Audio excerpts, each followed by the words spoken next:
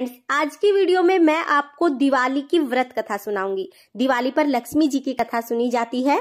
कथा सुनने के लिए जहां पर आपने दिवाली का पूजन किया है वहीं पर हम एक लोटा जल ले लेंगे, अपने हाथ में थोड़े से चावल और फूल ले लेंगे। इसके बाद हम कथा शुरू करेंगे। एक बार एक गांव में एक ब्राह्मण रहता था। ब्राह्मण की एक बेटी थी जो बहुत ही सुशील थी। ब्राह्मण की बेटी हर रोज पीपल सींचने जाती थी। पीपल में से लक्ष्मी जी निकलती और चली जाती। एक दिन लक्ष्मी जी ने ब्राह्मण की बेटी से कहा कि तू मेरी सहेली बन जा। तब लड़की ने कहा कि मैं अपने पिताजी से पूछकर आऊंगी और तुम्हें कल बताऊंगी। लड़की ने आके सारी बात अपने पिताजी को बता दी। पिताजी ने कहा कि सहेली बनने के लिए ही तो बोल रही है, अपना क्या जाता है, बन जा। अगले दिन जाकर लड़की ने कहा कि मैं तुम्हारी सहेली बन जाऊंगी।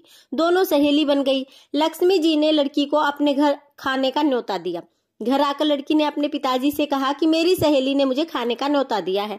तब पिताजी ने कहा कि सहेली के घर जीमने जाओ तो थोड़ा संभल कर जाना। ब्राह्मण की बेटी लक्ष्मी जी के घर जीमने चली गई। लक्ष्मी जी ने उसे शाल दुसाला ओढ़ने के लिए दिया, सोने की चौकी बैठने के लिए दी, सोने की थाली में 36 प्रकार के भोजन परोसे।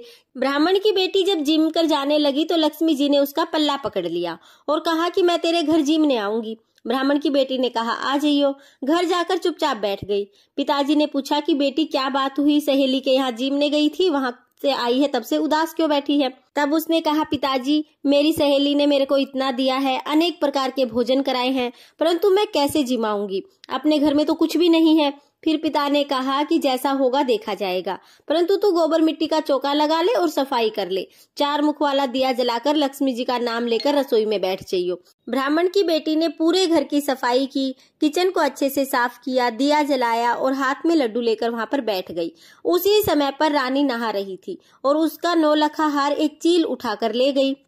चील जब ब्राह्मण के घर के ऊपर से उड़ रही थी तब उसने देखा कि लड़की के हाथ में लड्डू है।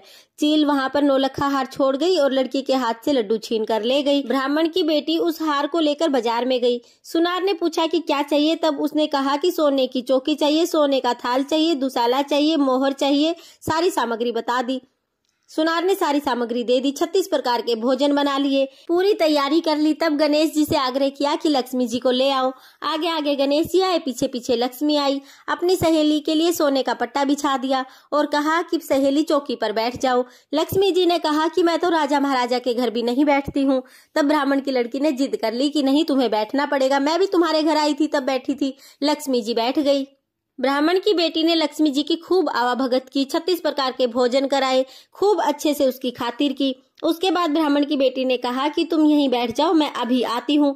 ब्राह्मण की बेटी ये कहकर चली गई। लक्ष्मी जी कहीं नहीं गई, वहीं चौकी पर बैठी रही और उसके घर में धन दौलत हो गया।